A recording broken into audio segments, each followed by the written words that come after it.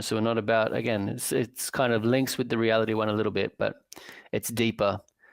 The true and false is deeper than the fantasy, because it's like when they believe the fantasy. So when someone's in complete illusion, or deception of self-deception's pretty big these days too.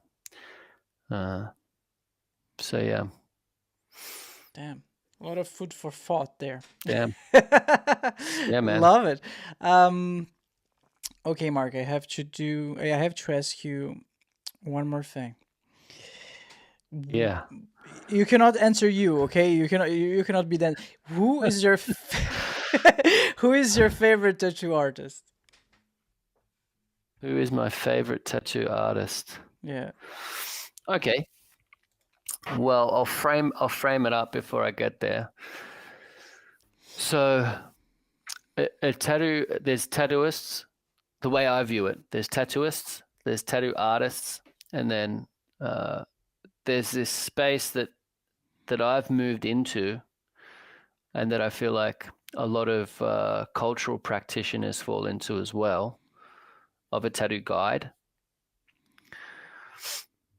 And so the tattoo pathway where I am, we're guiding people, and we take the artist hat off, so it's not about our artwork anymore. So just to frame that up, when you ask me who my favorite tattoo artist is, I'm thinking of someone that's a really good artist, and then their artwork becomes a personal project they're doing on someone else's body, because that person wants to collect art from them. Okay? Which I don't do anymore. If I want to do art, I do it on a canvas or a piece of paper. If someone wants me to do art on them with a tattoo, it's not what I want to do. And I understand there's paradoxes there. It's like, of course, tattooing's art, but just to define that. So my favorite tattoo artist would be, I'd have to go with the old school, classical Japanese artist, and it would probably be Philip Liu. Philip Liu. That's not a very Japanese name. Philip Liu. I'm gonna share the screen 1 second. It's with an F. Oh, Philip with an F. Liu tattoo. One L. Leu. Oh, I've seen that before. Yeah. Damn, that's beautiful. So, I don't know how to ask this, but he's the guy who started this trend or this style of covering the whole back with like this traditional Japanese art, or that was done before. He brought it into this contemporary industry, for sure. So it's like the Japanese were already doing full body suits, and there was an influence in, say, like the Western and European scene, but he really brought it into prominence. He was doing it better than most, and he's a bit of a legend in the industry now. And I can appreciate what he does. I've met him a couple of times. He's a beautiful guy, and there's lots there. He heavily influenced what I was doing, and so many people in the tattoo industry. There's a fair bit of a gap and a chasm that's forming now between the way that I work, obviously, but I can still appreciate it as art. It's just I don't really participate in the same way anymore. Yeah, but Yeah, for sure it's beautiful. Definitely.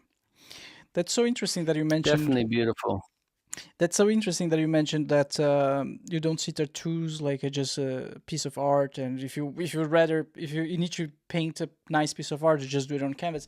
I played a game called The Last of Us Part 2 a few years ago, and the main character has this beautiful fern tattoo on her left arm, and I was like, "Damn, that's wonderful." I think I can share with you real quick. Let's see.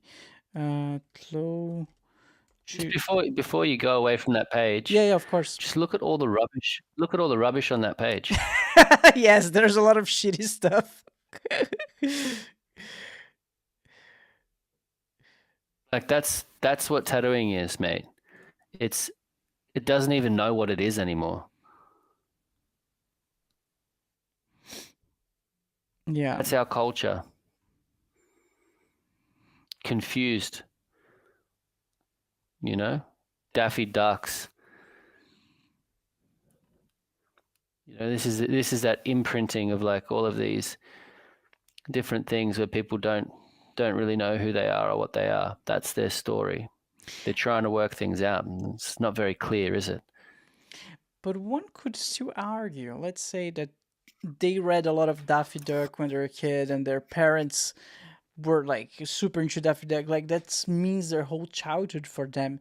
Do you think even then that's not something that could be valid? I'm not saying it's not valid. I'm just saying it's confusing. Yeah. For a human, to like have your identity caught up in a cartoon character. It goes into the fantasy realm, as you mentioned earlier. Yeah, and it's like it's not that like this imaginative story and having figures that are that don't exist can't be healthy. It's like you look at all cultures and they have mythology, right? It's just what the story is about, and what you're identifying with is interesting. So like that one there, it's like, I don't know this story, but like, who's the old duck with all the money, and why the kids are around the guy with the old money? What's going on there? I don't know. I have no idea, man. Yeah. But I know what you mean. Like people don't give a lot of thought to what they do. Yeah. I mean, let's not dive into Disney and start unpacking Disney and its influence on the world. Oh no, come on. We're almost out of time. I would love to do that. I just want to show the Last of Us tattoo real quick. Like I thought it was like oh, I'm sharing this. Let me share the screen real quick. I played a game and I fell in love with the design. The game as well, of course, but especially the design. And you know what? I could strongly consider doing it, but I was like, I don't know. Let's first like buy a fake one. So I bought like a fake tattoo. You can buy one of those online, and I had it on my arm for I think 1 week, 2 weeks. After that, I was just tired, just bored of it because it was like it was just like you said, like a nice piece of art. And now looking back, to be honest, I don't even would play this game again. So there you go. Yeah. There you go. Yeah, it's like, why do you have the fern on your arm? Because I liked it, because I played a game. Okay. That tells me you don't know who you are and you're trying to identify with something else. So it's like the appropriate tattoo for you, if we're going to work together, we don't know what it looks like yet. We don't know, but you got to understand why you're getting it. And if you understand why you're getting it, then you can move into a process that'll reveal a tattoo that's uniquely yours. Uniquely yours. Wonderful. Mark, I could keep talking to you for another hour. Like, I feel like there's so much to unpack that's so interesting. But I need to ask you, like, where people can find you. What's your website? You have a podcast as well. I don't think we touched too much into that.